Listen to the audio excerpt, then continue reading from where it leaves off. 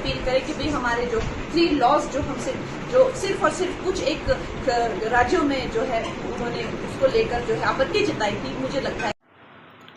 अभी आप कंगना रनावत को सुन रहे थे। तीनों कृषि कानून को वापस लाने की बात कर रही है। जो मोदी सरकार तीनों कृषि कानून वापस ली उसको लाने की बात कर रही हैं आपका कंगना रनावत की मोदी सरकार को ये तीनों कृषि कानून को लाना चाहिए ताकि किसानों का भला हो। लेकिन किसान इस तीनों कृषि कानून का विरोध किए, जिसके बाद मोदी सरकार वापस ली। अब कंगना रनावत का जिस तरह से विवादित बयान आया है जिससे बीजेपी परेशान हो गई है, और बीजेपी का भी जो प्रवक्ता हैं आपके गौरव भाटिया, इनका बयान सामने आया है। आइए पूरी खबर समझाएंगे, वीडियो को अंत तक देखिएगा तभी समझ में आएगा, और आपको कंगना रनावत का बयान भी पूरा सुनाएंगे। नमस्कार, मेरा नाम विश्वजीत कुमार और आप देख रहे हैं वॉक फॉर इंडिया न्यूज। विवादित बयानों की वजह से चर्चा में रहती हैं कंगना रनावत, क्योंकि आए दिन इनका विवादित बयान बीजेपी को भी परेशानी में डालता है और इनको भी परेशानी में डाल देता है। और जिस तरह से किसानों को टारगेट करती हैं, जिसको लेकर के विभिन्न सवाल खड़ा हो रहा है, ऐसा लग रहा है कि कंगना रनावत किसान विरोधी हों, क्योंकि बीते दिनों किसानों को जिस तरह से आतंकवादी क्या क्या ना बोल दिया गया, देश विरोधी तक किसानों को साबित कर दी थी कंगना रनावत। जिसके बाद से कंगना रनावत का फिर बेतुका बयान सामने आया है। जो तीनों कृषि कानून मोदी जी हाथ जोड़ के वापस ले लिए जब किसान धरना पर बैठे थे, जिसके बाद से मोदी सरकार तीनों कृषि कानून को वापस ली, क्योंकि किसान इसको काला कानून बता रहे थे। उसी काला कानून को अच्छा कानून बता रही हैं कंगना रनावत। पहले आइए पूरा बयान सुनिए, फिर आगे बात करते हैं। के जो लॉज हैं वो मुझे लगता है जो रिपील हो गए हैं वो फिर से लगने चाहिए। हो सकता है कंट्रोवर्शियल हो जाए, लेकिन मुझे लगता है किसानों के हितकारी लॉज वापस आने चाहिए और किसानों को खुद इसकी डिमांड करनी चाहिए, और ताकि हमारे किसान भी जैसे बाकी जगहों पे समृद्धि हो रही है, हमारे किसान की समृद्धि में कोई ब्रेक ना लगे। अब जैसे 1 नेशन 1 इलेक्शन सारे ब्यूरोक्रेसी हो गए, सारे जो हमारे लीडर हो गए हर 2-2, 3-3 महीने में इलेक्शन करते रहते हैं, तो देश के विकास में किसान जो है वो मेन हमारा एक पिलर ऑफ स्ट्रेंथ है। तो मैं चाहती हूँ कि वो खुद ऐसी अपील करे कि भाई हमारे जो 3 लॉज जो हमसे जो सिर्फ और सिर्फ कुछ एक राज्यों में जो है उन्होंने उसको लेकर जो है आपत्ति जताई थी, मुझे लगता है कि उनको मैं हाथ जोड़ के उनको विनती करती हूँ कि सब किसानों के हित को ध्यान में रखकर जो है वो लॉज जो है वापस मांगे। किसान हैं, हम खुद जमींदार फैमिली से हैं, खुद किसान हैं, और जिस तरह से इन्होंने मुझे जो है मेरे जो संबंध हैं वो किसानों से जो है, चाहे आप कहिए कि एक तरह से गलत खबरें उड़ा देना या इस तरह से किया है, लेकिन ये ज्यादा दिन टिकने वाला नहीं, क्योंकि भारतीय अच्छे से जानते हैं कि ये एक ही बेटी है जो अपना नुकसान करके जो है देश का लाभ सोचती है, और कोई अपना नुकसान करके देश के लाभ नहीं सोचते हैं। सब सोचते हैं कि हमारा भी फायदा होना चाहिए, फिर देश का फायदा हो जाए। तो कोई ये लड़की जो है अपना करियर इसने बर्बाद कर रही है, अपनी जो है सिक्योरिटी लेके ये घूमती है, इसकी आज जिंदगी खतरे में है।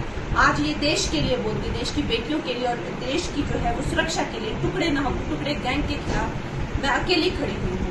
तो ये देश देख रहा है और इसमें कोई दो राय नहीं है कि सब मेरा जो मन है वो एक बच्चा जन जन जानता है। इसीलिए चाहे जो भी मुझे विपक्ष वाले कहे, लेकिन जब मुझ पे कोई बात आती है तो सारा देश हमेशा मेरे साथ होता है। चाहे वो शिवसेना ने मेरा घर तोड़ा हो, चाहे वो फिल्म इंडस्ट्री ने मुझे सताया हो, या अब जो कांग्रेस वालों ने मुझे मंडी के क्या। अभी आपने कंगना रनावत का बयान सुना, किस तरह से तीनों कृषि कानून जो मोदी जी हाथ जोड़ के वापस लिए उसको वापस लाने की बात कर रही हैं ताकि किसानों का भला हो। और जिस तरह से किसानों को लेकर के आए दिन विवादित बयान कंगना रनावत देती हैं, और जिस तरह से किसानों को टारगेट करती हैं कंगना रनावत, और बीजेपी के लिए परेशानी क्रिएट हो सकता है हरियाणा में, क्योंकि हरियाणा में वैसे भी अभी बीजेपी का बुरा स्थिति है। और कंगना रनावत का एक बार फिर से तीनों कृषि कानून को वापस लाने वाला जो बयान दी हैं, जिसके बाद से अब बीजेपी भी इनका बयान से किनारा कर ली है। और बीजेपी का कहना है कि ये बीजेपी का कोई आधिकारिक प्रवक्ता नहीं है कि इनका बयान को उतना तवज्जो दिया जाए। कंगना रनावत का अपना खुद का बयान हो सकता है, बीजेपी पार्टी का ये बयान नहीं है, ऐसा कहना है आपके जो गौरव भाटिया हैं, जो बीजेपी के प्रवक्ता हैं। पहले ये समाजवादी पार्टी के प्रवक्ता हुआ करते थे, लेकिन समाजवादी अच्छा मलाई नहीं खिलाई तो बीजेपी में चले गए। अभी बीजेपी का फायर ब्रांड प्रवक्ता बने हुए हैं। ये समित पात्रा को भी पीछे छोड़ने में लगे हुए हैं ताकि मोदी जी इनको भी राज्यसभा लोकसभा पहुंचा दें और मंत्रालय दे दें, लेकिन आने वाला समय बताएगा। लेकिन अभी कंगना रनावत का जो बयान आया, पहले बॉलीवुड की हीरोइन थी, लेकिन बॉलीवुड से इनका जैसे बाईकाट हुआ उसके बाद बीजेपी में आ गई। अब जिस तरह से बीजेपी इनको हिमाचल का मंडी से टिकट दी और सांसद बन गई, जिसके बाद से इनका बयान बीजेपी को ही मुश्किल में जिस तरह से डाल रहा है। अब बीजेपी का कहना है कि ये इनका अपना व्यक्तिगत बयान हो सकता है, ऐसा बीजेपी का कुछ कहना नहीं है।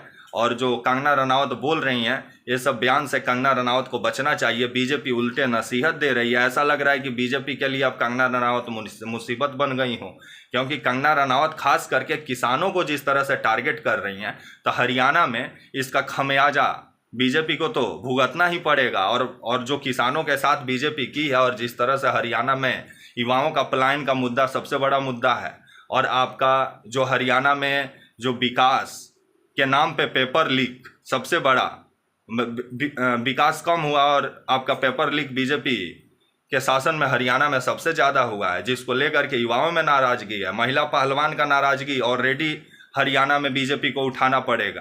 तो अभी कंगना रनावत का फिर से किसानों को लेकर जो बयान आया है, तो हरियाणा में बीजेपी को मुश्किल में डाल सकती हैं कंगना रनावत। लेकिन बीजेपी जैसे ही बयान आया, तुरंत बीजेपी के प्रवक्ता गौरव भाटिया आए और इनका कहना था कि यह कंगना रनावत का व्यक्तिगत बयान है, बीजेपी का ये बयान नहीं है। बीजेपी इस बयान को सिरे से नकारती है और बीजेपी इस बयान का समर्थन नहीं करती है।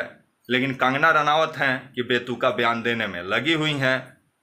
तो आने वाले समय में देखा जाए हरियाणा में ये बयान बीजेपी को कितना फायदा पहुंचाता है और कितना नुकसान। तब तक के लिए नमस्कार, जय हिंद, वंदे मातरम।